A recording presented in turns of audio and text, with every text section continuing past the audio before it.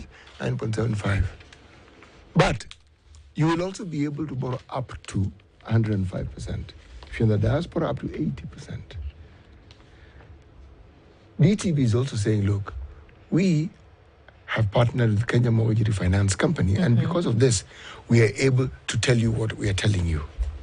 Now, if you think that what we are telling you doesn't quite meet the master, then why don't you do this? Visit any Diamond Trust Bank outlet, they're normally called branches, or email them at mortgages@dtbafrica.com. There you go. That's it. That's it. And you will find out whether the proof of this pudding is actually in the mortgage. It's actually in the mortgage.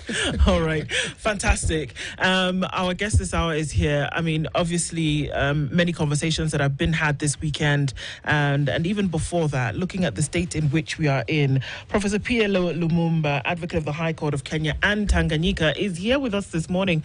Prof, good morning. Good morning. How are you doing? I'm very well. Karibu sana. Asante sana. Good to have you. Asante. Good to have you here again. Asante. And coming off of high octane, emotional, maybe disappointing weekend for a number of people. Many said getting into the steps of perhaps a new progressive Africa from here. We'll have that conversation this morning. But CT is welcoming you this morning with a proverb, and then you can tell us what you think about that. He'll tell you where it's from. We are in a country where the whole of this week will be in West Africa, but specifically in the Republic of Niger. Largest country on the continent by landmass. Okay, population, there are just 22 million. They're not that many. But 80% of that country is actually the Sahara Desert, part of it. 80%. That's a lot of percentage. That's a lot of desert. Man, that's a lot of desert. Okay? Anyway, the proverb. Water may cover the footprints on the ground, but it does not cover the words of the mouth.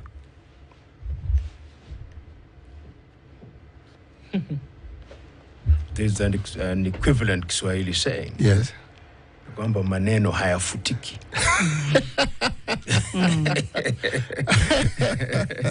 Because in the beginning there was the word. But in this case, the word was God. And the word was God. And the word was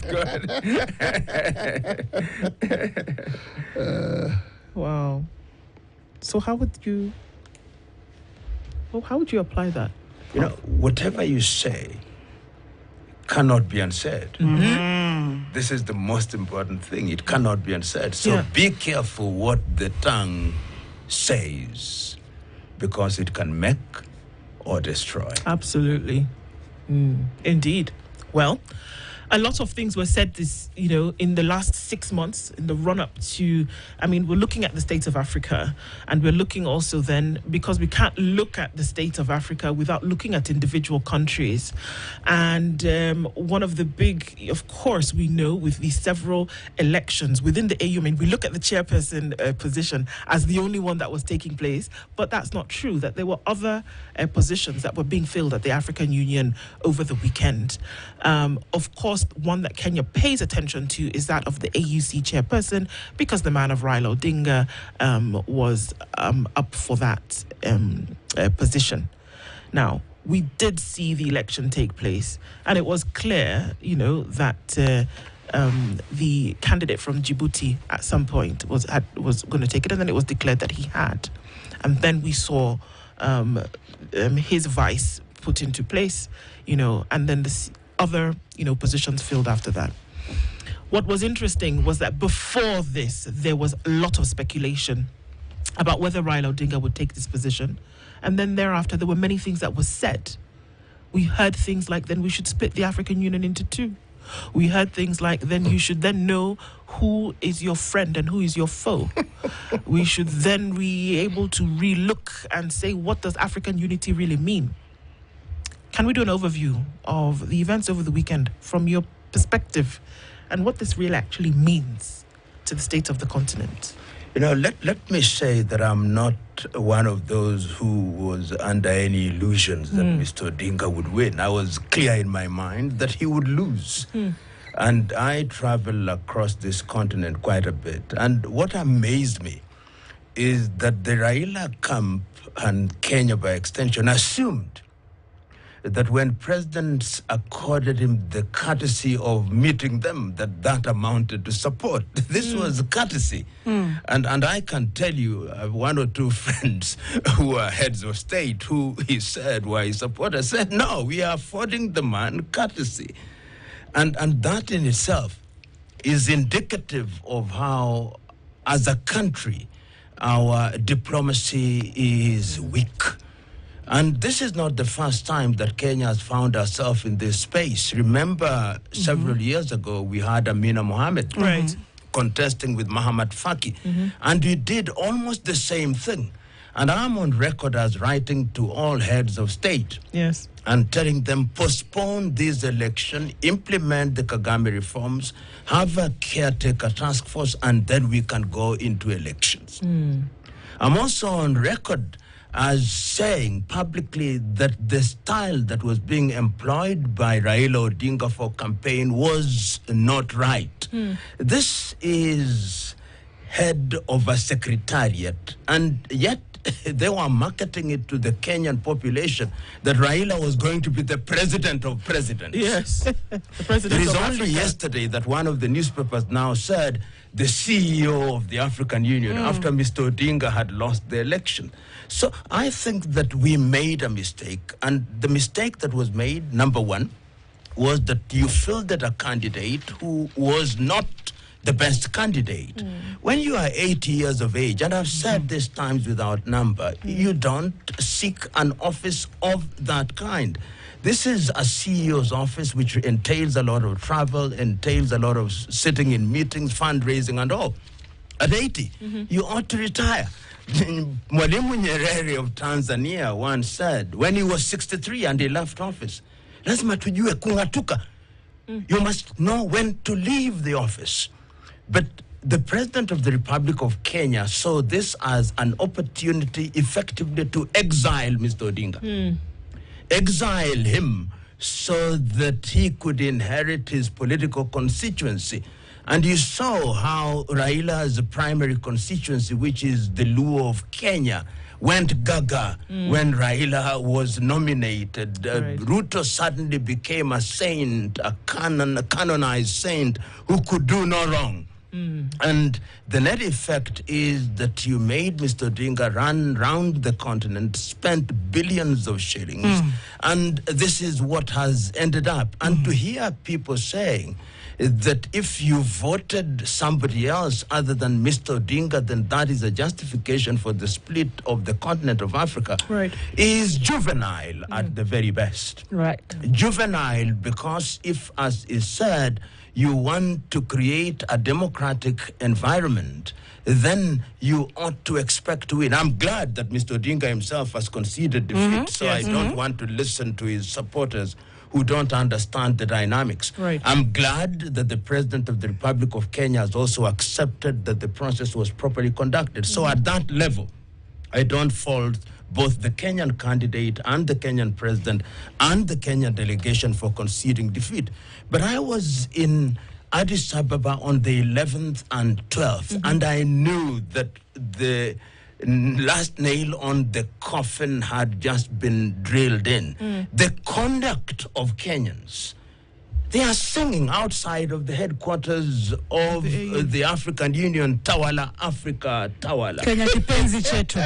How can you do that? Conversely, the two candidates, one from Madagascar, who was a foreign minister, was dignified in the manner in which he conducted himself. The current chair of ACE, the newly elected Yusuf, was dignified. But you send large delegations of people who are doing nothing, cantankerous to the hilt, and the net effect is that we see what we have seen.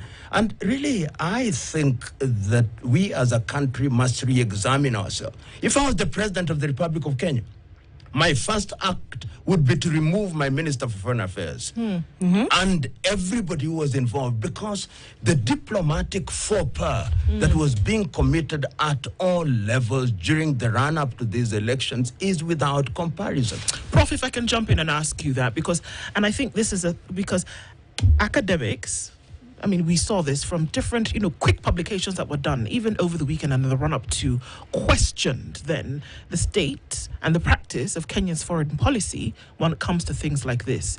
Like you say, by then it's possible that it was a fait accompli where, like you say, the nail was drilled into the coffin.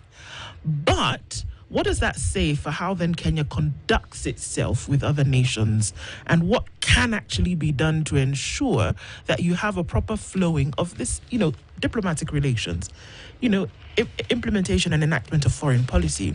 Because here we are, and it looks as though, like you said, we still have a few, rungs to climb up in terms of growth.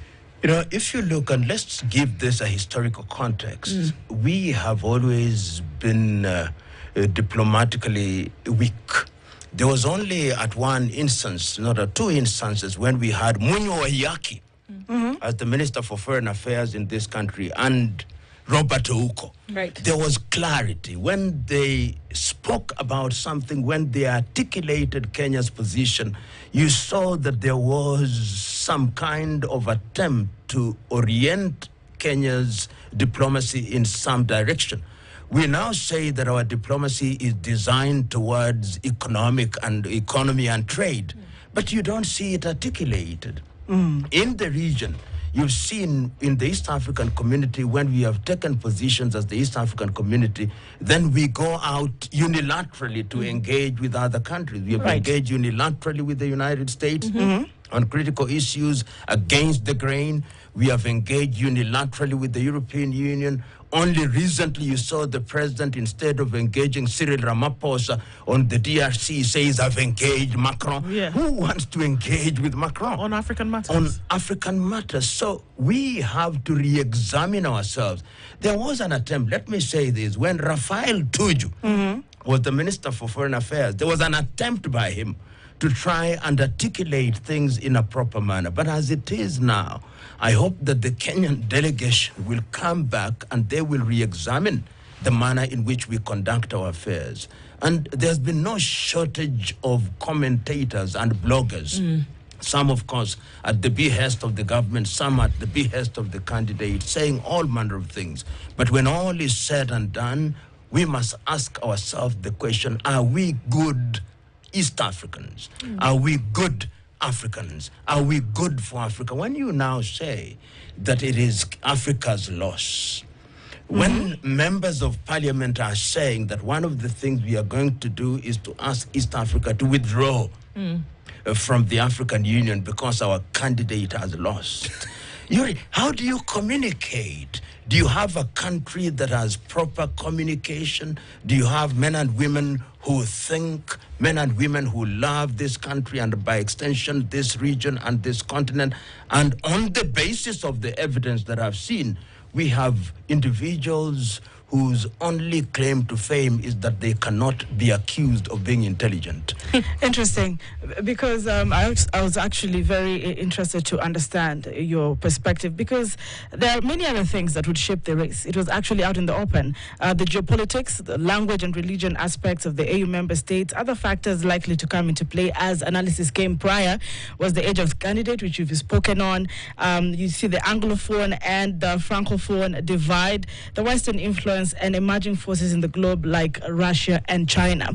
Now, speaking of how Kenyan conducted itself, leave alone the candidate we fronted, the analysis of the divide, you're speaking of one Africa, but if Kenya was to be genuine, all right, and look at all these things in perspective, do you think then would have stood a chance to get this AUC chair position? And I want you to really measure on the geopolitics of the African Union states. Did it come into play? The aspect of, Djibouti's candidate speaking numerous languages. He was actually still serving as foreign affairs minister at the time. What would you say on the factors that came into play in what we saw as Djibouti taking over the chairmanship? Let us look at the structure of the African Union. Number one, we know that the position of the AU position commission chair is rotational and is deliberate so that each region has the opportunity to serve. When Nkosazana and Lamini Zuma served, she was, if you want to use these colonial terms, from Anglophone. She was from South Africa. Yep. When Xiaoping served, he was this idea of Muslim. He was Christian. Lamini was also Christian. And Xiaoping was serving from Central Africa. When Conare served, he served from West Africa. And when Amina and Muhammad served at that time before the rotation came in, he was from Chad. So if you wanted to fill the candidate, and there was no shortage of candidates, look at somebody who had served as the AUC vice chair like Erastus Mwencha. Right. Why don't you fill the Mwencha if you want to have somebody who has experience? And if you want to be in that space, you have an advantage if you are speaking multiple languages, working languages of the union. And we must also go back and remember that even before the AU, we had people like Salim Ahmed Salim of Tanzania. We had people like Etem Kojo. So this argument that is now coming after the event, that if you can't reach a fruit, you say it is not ripe enough, is without merit. But that notwithstanding, I hold the view that we need to reform the African Union and her institutions. And once we do that, it is important that we as a country and we as a region also organize ourselves.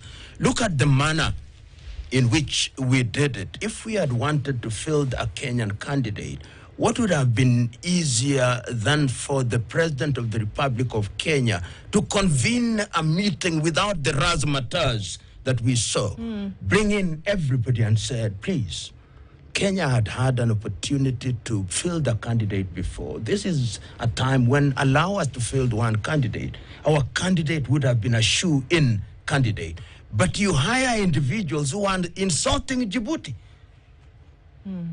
Insulting Djibouti on a daily basis, saying this is a little country which is a lucky of France, which is the home of many military bases. People hired by, I don't know whether it's the candidate or the country.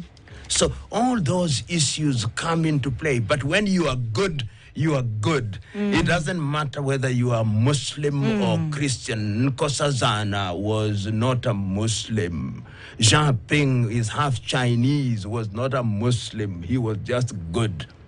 And the reality is, let us accept that we conducted a poor campaign.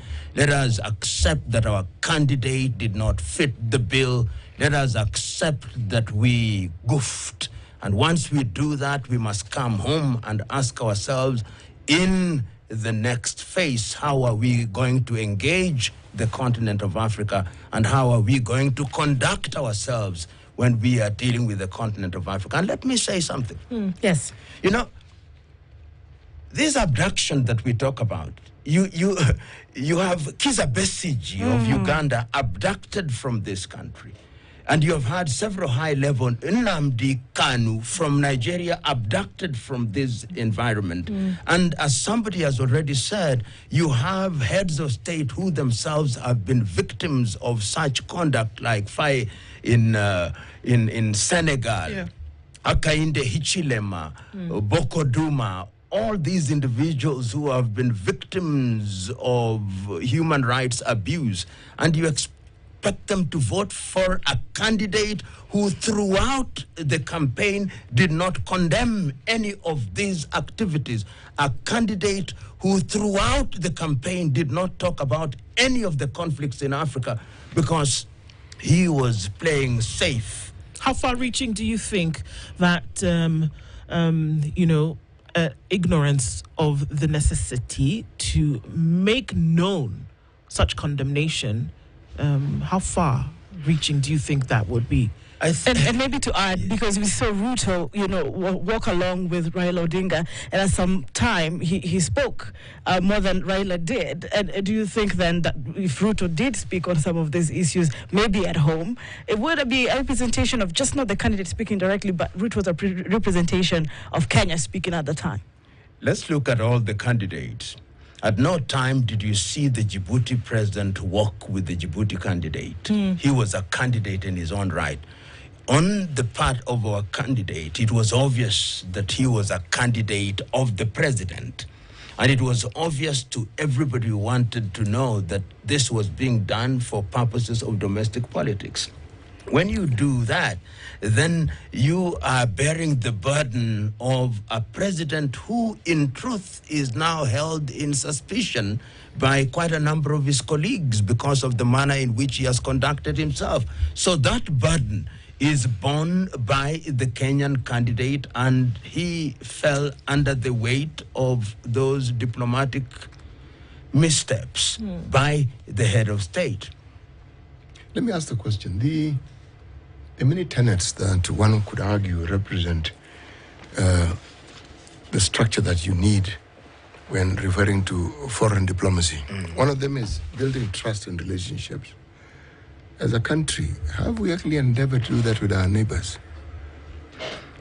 If you ask me, we have not. Yes. And there is no shortage of examples. Look at the situation when we were asked to intervene in the situation in Sudan. The Sudanese rejected our Kenyan president as being the leader of that process on the ground that he had met the opposition leader, Hemeti. You will remember that in the region, we have not played a very safe game when we are dealing with Uganda or Rwanda on different occasions, not necessarily during this administration. Don't forget DRC. Remember DRC. And remember also this, our candidate himself at one time was rejected in La Côte d'Ivoire when he was proposed to be a mediator. So there is a sense in which our diplomacy has lacked maturity. And the net effect is that we are held in suspicion, even by countries such as Tanzania, who normally like to be nice to everybody. So when you look at the environment, we are a country under suspicion. And because we are under suspicion, we are not treated in the manner that we ought to be treated if we were consistent in the manner that we conducted ourselves. And it is a time for examination as a continent and a time for examination as a country. How are we going to relate with others? I've already indicated how within the East African community, we had agreed that we would do certain things jointly. Then unilaterally, we became America's poster boy during the Biden administration. And we lost it. Hubris came in. And when you have hubris, nemesis normally comes. Normally follows. Let's take a break at that point. Professor PLO Lumumba is our guest this hour, and we're looking at, all right, the events leading towards and those after the election of the new AUC chairperson and other elections that took place. So what does it mean? How should Kenya conduct itself moving forward as it relates to African matters? Can you have an African Union when you have fractured pieces that essentially should come together to form the whole piece? We'll talk about that as we come back from this break. Let me remind you about VirtuFX. VirtuFX, the one platform that you need, running a small business, running a medium-sized business, running up to your large corporate organizations. What can you actually do to ensure that those payments that you need to make don't take days on end, but can actually be realized in minutes, that you avoid hidden charges, and that you are able to make affordable payments, and you do that from the comfort of one platform? Well, the answer is VirtuFX. Go to www.virtufx.com. Find out how many businesses around the world are taking advantage of this, where you can send and receive money in 190 plus countries and also do this in 49 plus currencies. It's VirtuFX, making business just easier from one step to the next. We'll take a break and we'll be back right after this. And we're doing so with Delamere Yogurt, where you can make sure that as you have your break from work, or you're coming in right after the gym, or sitting in that traffic break, Delamere Yogurt with real fruit, if you're taking the strawberry, real vanilla, or the lemon and biscuit, or the wild berry. It's your moments with Delamere. Good morning. It's 29 to 8. This new year, discover something new every day on your StarTimes decoder. Buy an aerial decoder plus 1 month free classic bouquet subscription to enjoy the magic of African stories on ST Swahili, AMC Movies, and ST Nollywood. Tales of adventure that take you far on Bliss TV, ST Kung Fu, Z Cinema, and Nat Geo. Or a dish decoder plus 1 month free super bouquet subscription to watch heartwarming dramas that bring you closer. Do you want to be my wife? Yes, David. I want to marry you. Exciting kids shows to keep the little ones entertained. You got it, dude. Experience the thrill of live sports on La Liga and Bundesliga. For every mood, for every moment. StarTimes. Enjoy digital life.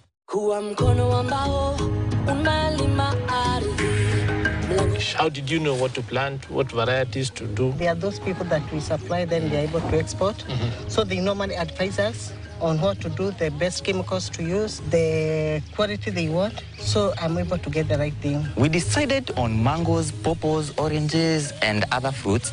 Reason, we want to be in market from January to December. Mangoes come in December and January.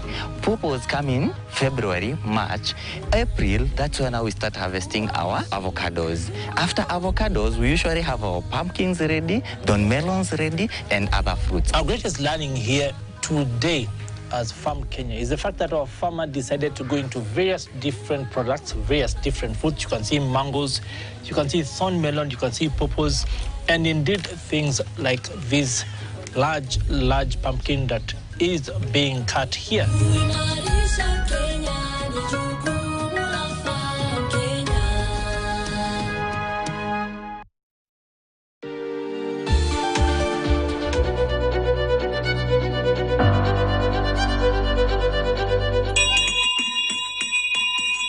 Bells will always have news of tradition and things we need to follow.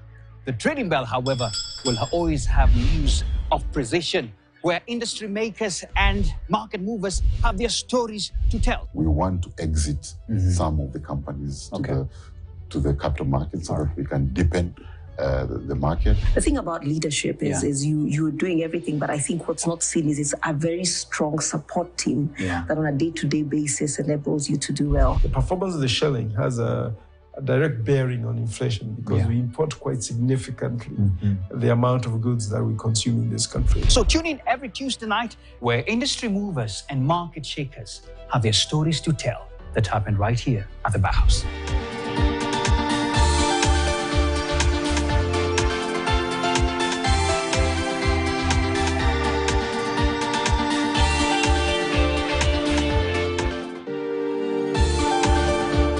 Palm oil is distinctive for producing two types of oil from a single fruit. Palm oil from the mesocarp and palm kernel oil from the seed. Each oil has unique properties making them valuable in both food and non-food industries. From the crushing chambers to the labs, every step is taken with care to guarantee purity and safety for consumption. So our meal is certified by Sustainability Palm Oil certification as well ISCC. So along the process, we have our laboratory to check the quality, to check all the losses within the market specification.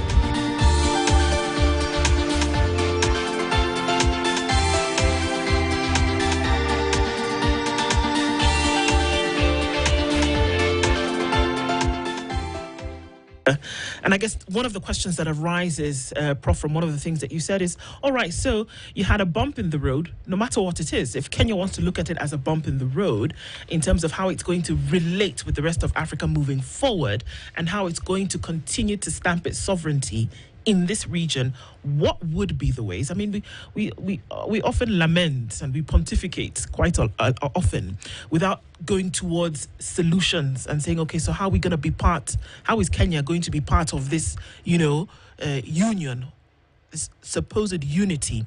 If we hear some of the sentiments that we hear so loudly over the last couple of days.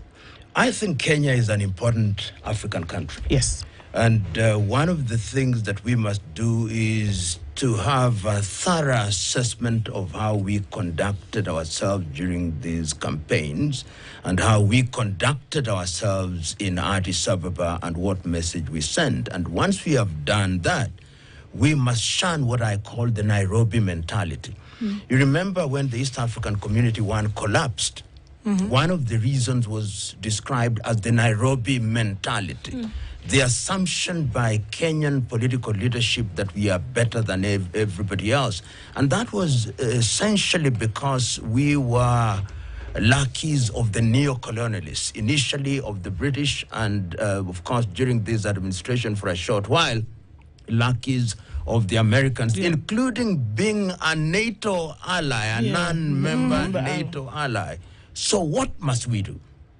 The President of the Republic of Kenya happens to be the chair of the East African Community. Let us demonstrate that we are a country that is moving with everybody else. And as he is the chair of the East African Community, there are pending applications of new members.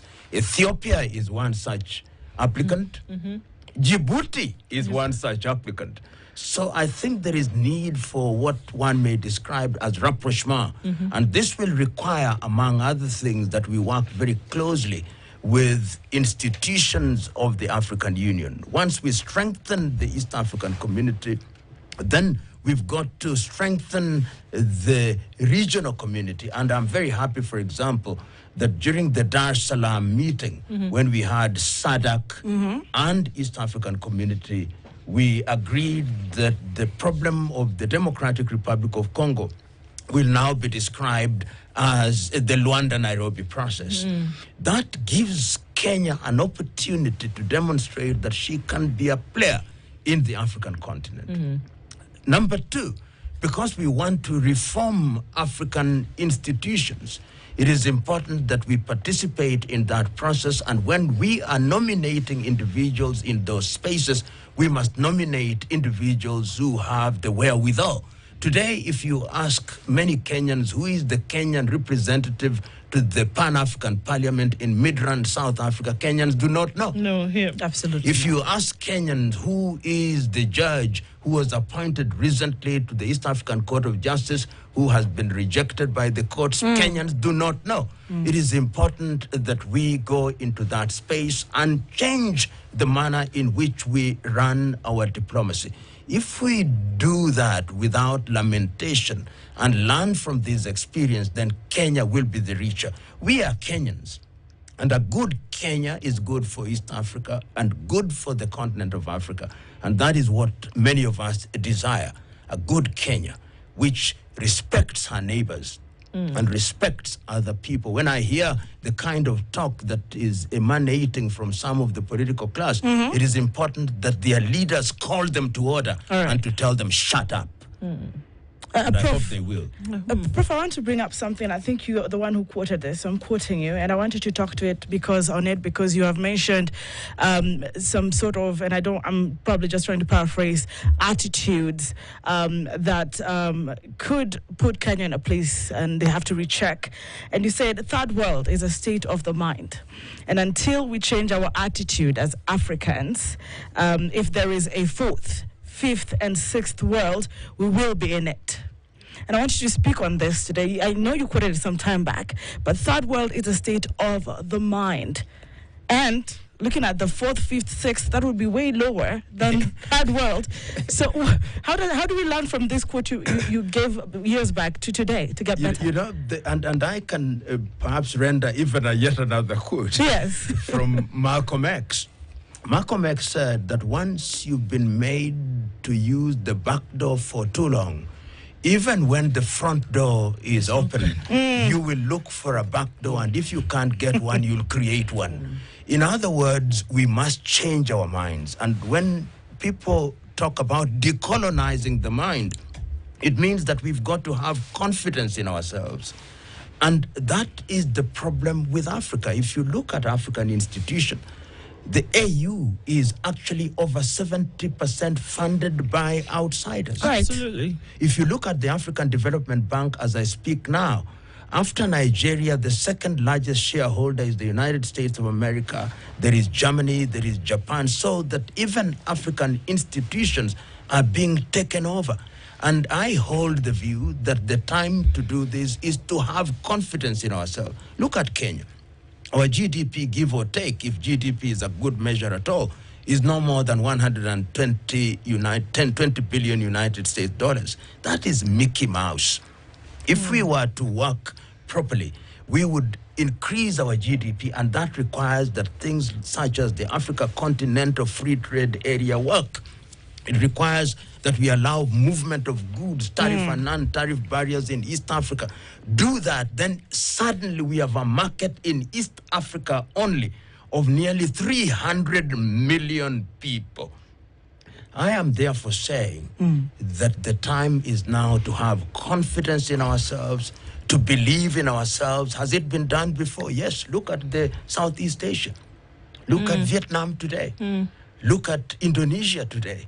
Look at South Korea today. Right. Look at China today. Look at Laos and Cambodia. And look even at Bangladesh. And look at what happened to our EPZ here. We are killing our EPZ, that which was a hub. So, in a nutshell, one is saying the mind is the standard of the man. And if we have positive attitudes and people are judged by the content of their character and their mind, not by their ethnic extraction. Right. You know, Nyerere used to say, katika karne ya 21 mnapanda basi ya makabila. Kenyans must shun this ethnic thing where people are appointed on the basis of technical know-who rather than technical know-how. So this is interesting as you say this, Prof, because I believe it was on Friday, we had a conversation with Honorable Abino Obung, and we talked about the fact that if we're really going to talk about African unity, the tenets upon which the original idea of African unity was built was that you cannot have African unity if the units do not have their house in order.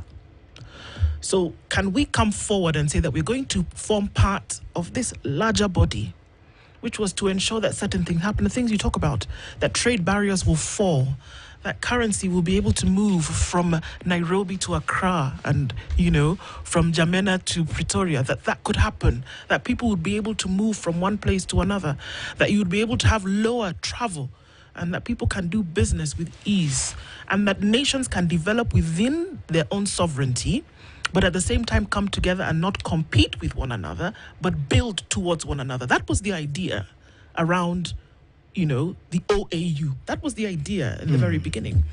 Can you do that if the units are fraught with conflict? The units are fraught with poor leadership and bad governance. The units are fraught with underdevelopment and ailing economies. Can we do that? You can't. And let's just examine what is happening in ECOWAS, for example.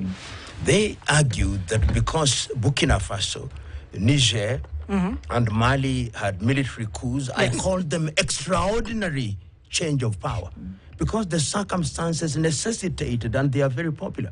Then they threatened those countries and they did not even participate at the AU. They were sanctioned, and they have created their own Sahelian region. So it is important, and I can't agree with you more. Make ECOWAS strong.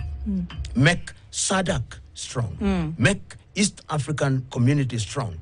Make Central Africa strong. Make the Maghreb strong. Because these are the building stones. Once you have the building stones which are strong, then you can weld the continent together. And the continent has made to herself very many promises. Last year only, we had about 3 major meetings on agriculture. We have had, since 1980, the Yamoussoukro Agreement on free air space. We have had the Abuja Declaration on health that we are going to spend 15% on health. We have had this Malabo Declaration on unconstitutional changes of government. There is everything that needs to be said has been said, and the time is for implementation. So in order to drill down my answer, I'm simply saying it is important that the RECs go back home and begin to clean their backyard. Look at South Africa now. We have the insurgency in northern Mozambique. How are we dealing with it? How are we dealing with the situation within the Democratic Republic of Congo? Within ECOWAS, how are we dealing with the situation in southern Cameroon? Within the Maghreb, How are we dealing with the situation in Libya and the insurgencies in northern Mali, northern Burkina Faso, northern Chad, and those areas? And within East Africa, how are we dealing with the situation, the largest East Africa, dealing with the situation in Sudan, in South Sudan, the emerging insurgency in Djibouti? Right. How are we dealing with the Somali situation? Once we address all those issues, and I know that the theme for African Union this year was reparation, right. But when your house is on fire, you don't go look for your debts. You put the fire out. So the first priority of the AU of João Lourenço as chairman and Yusuf Mohammed should be peace and security. Because from peace and security, all these things will flow. Then you will talk of agriculture, you will talk health, you'll talk education, you'll talk trade. And this can only happen if parts of the body are healed. Indeed. You know, if you look at the anatomy of what we refer to as, we call it extraordinary measures and extraordinary alignments, coups, military coups. The question as to why they come about is clear. Because when you live in a country, beyond just seeking power, and you can see the never-ending cycle of poverty, and it never seems to move, and it's decades on. Some people feel, you know, something must be done. You look at Ghana and its stability. Right. How many times did Rawlings have to overthrow the government of his country for it to get to the point where they realized? See, now we are fortunate, far more fortunate than many of our kith and kin on the continent. We have a constitution that makes a citizen a sovereign.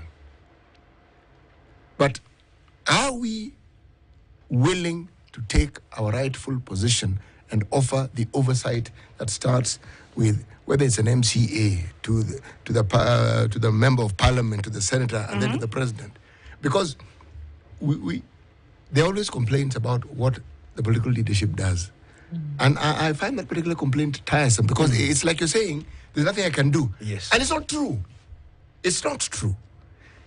If you have political leadership who have chosen the birthright that we gave them by electing them, if they've sold it to the executive, no, surely, should we not do something about it? Because it was ours. We gave it to them. So let me ask the question. Right. It amounts to a poverty of spirit that we've had on the continent. Citizens of this continent have been browbeaten by the colonialists, then the leadership they've had have continued in that same trend. Are we in a position, used to ask this question, where we can say, you know, folks, we really do need to be patriotic and take our lives into our own hands. We need to make decisions that benefit us, not decisions that somebody else is making. But are we in a position to do that? I think there is emerging consciousness across the continent. People are making demands so that the lethargy that characterize many African nations is beginning to disappear. And let us look at it at different levels, that in certain countries, you see that the political class have perfected the art of manipulating political processes. And that is how our young men and women in the military in a number of countries then come in and say, we are going beyond our ordinary call of duty because the ordinary processes have been manipulated and made useless, and we are intervening only for a short while for purposes of stabilizing the environment. And remember, Kwame actually in 1961 made this statement. He said that the military does not have any business with politics, but if it becomes necessary, they can intervene, but only for a short time. So that consciousness, I think, is critical. But I hear you to be saying, what about at the civilian level? Yes. At the civilian level, we have a duty. And the beauty in Kenya, and this is one of the things that makes me happy to be a Kenyan, is that Kenyans are always agitating. They are using the methods that are available. If it is the courts, they are going to courts. If it is agitation, if it is through forums such as this, we irritate leadership into action. And our duty is to irritate them, so that they know that they will not be at peace And I believe that if we do that often enough, then we create courage, start recalling MPs, start recalling senators, and we are doing a good job in that regard. Is it happening in different parts of Africa? Yes, it is beginning to happen. So, I mean, you mentioned something in that, sorry, just as you... At the very beginning of this conversation, that when we look at the candidacy of Raila Odinga being put forth as the AUC chair, that what that would have done is that would have put him away from the Kenyan political scene, because we know what has been, that previously he was a political thorn in the side to the administration in terms of pushing for certain agenda. The speculation is rife that now that he will not be in that position, that he would come back to Kenya and resume his duties as said political thorn in the side of the administration. We've seen the handshakes, we've seen the camaraderie between, the president and himself, putting some of his, putting in some of his, his generals in positions. Do you see that this would have any kind of shift on the internal policy of politics? I pray and hope that Mr. Odinga will not listen to his immediate circle, that he does not get into Kenyan politics at 80. Let me repeat, at 80 years of age, it is his time now to reflect, to be on the speaking circuit. If he has a foundation, it is his time now to do what the late Sam Nujoma did.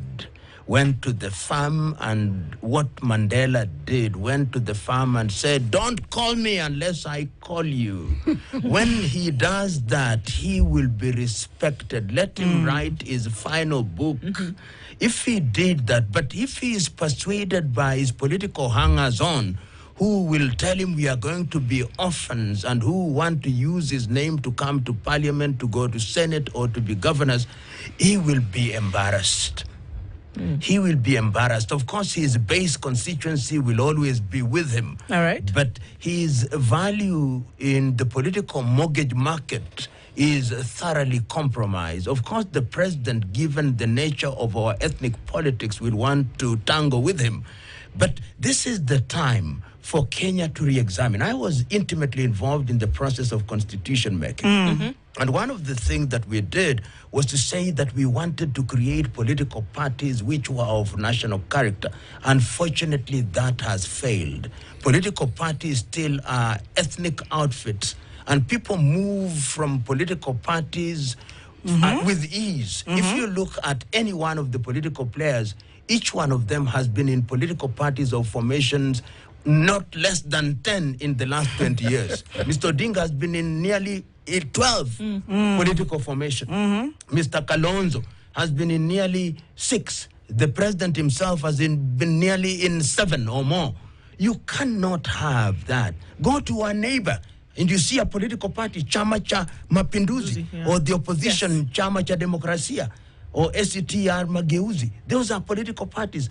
When will we change? When will we stop singing the ethnic thing? Look at the former deputy president of the Republic of Kenya, who was impeached and convicted. We never say that. He was convicted upon trial, although I didn't support the process that led to his impeachment. In other parts of the world, he would not be running around talking. He would actually be very quiet and he would be reflecting. But he is pontificating around the country and meeting people at his rural home. So we must introduce what I've called in a book, something I've called it in 2 books. One is sanitizing Kenyan politics, and one is a call for political hygiene. We need hygiene, for this generation and generations yet to be born. All right. Unfortunately, these bad habits are being transmitted to younger politicians who are even more cantankerous. I do not know what we are going to do, but I'm not helpless. I think we must now begin to organize and reorient our politics. Indeed. And I'm just looking at this. Our country must morally rearm. Yes. We cannot run a country where virtue is vice and vice is virtue. We cannot live in a country where the looters of yesteryears assume they have undergone a Pauline conversion because they are in opposition and oppose the government of the day. Some of our richest men and women are to be found in politics, and their creed is, "Thou shalt reap what thou hast not sown." It's very interesting when you said this, because what I'm looking at is this Pauline conversion. What is that? You know, Paul, on his way to Damascus, was Saul. And he met the Lord, so he tells us, and he became Paul. So you have these individuals, and many of them, I know them. I remember when I was the CEO of the Kenya Anti-Corruption Commission, and one of the reasons why they changed the law to abolish my office is because I wrote a letter to the then Speaker of the National Assembly, Mr. Marende, and I said, I want all the wealth declaration forms of all members of parliament and all civil servants. I never received any response. Okay. To date. To date, of course, nobody wants that. And the reality is that these individuals, somebody is a thief today and is known, and yet we appoint him into some office. Right. Somebody is a thief and we receive him in church and we accept his money. I am glad the Catholic Church is now rejecting that money. The reality is that we must ask ourselves, who do we put in public office? If you have stolen 1 million and we make you a governor, and within 1 month you are now buying houses and cars and you are flying to Dubai, you are a thief. In fact, a friend of mine told me we should not use the word corruption. Or Corruption mismanagement of resources. No, you just say thieves on an industrial scale. Right. And when we seize your property, we say, X, this is the property that was owned by X, who was a thief.